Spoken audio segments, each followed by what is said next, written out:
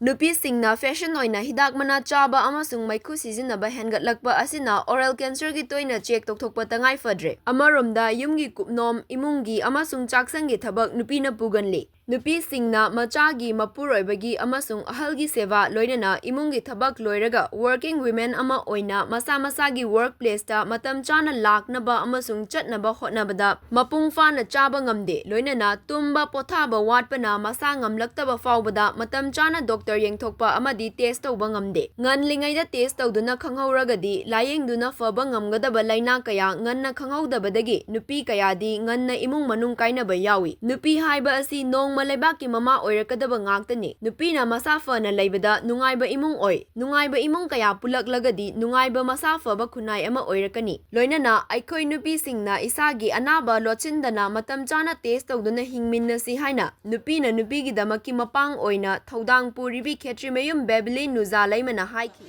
aina aigi working place da matam chana lakna bu hona ba amadi aigi thabak tu bu hana pangthok na bu hona matam da aikhoi singsi mapung hana chada ba amadi wathaba se yamna watpa maram maduna hojik se ayam balai sabi phawda bp je low oiba asagi khoigi mapung ene sinjari ba nupi da aiba team masima nupi gi da makta khoi dedicate to team amakak ne hari ba team masida so ayam bana working women ngakte ni yaw se le sabi yaw khoi team da suma yama do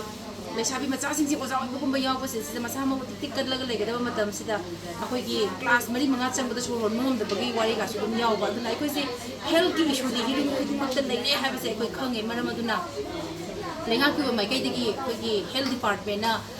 khudong chaba facility me am free testing ba pire ga so thawai ma ki isa se laing ko lakane hai ba se khang madam kai ko ngam da ba nupi sing sin ma sing yang plak na maram bora ga akhoi gi nupi team sina akhoi gi group da lai ba member sing asu test ta pa amadi atopa ai nak na ba mayam ma su akhoi kushal aga ngasi gi nimisi sita test ta na ba gi da ma akhoi gi na ngasi gi program se sijinnaba ni mapung oina breast cancer amadi womb cancer se akhoi na adana ba hona ba aduga mapung oina nupi sing se thyroid problem se lai sabi da su tum hojite mayam lai ba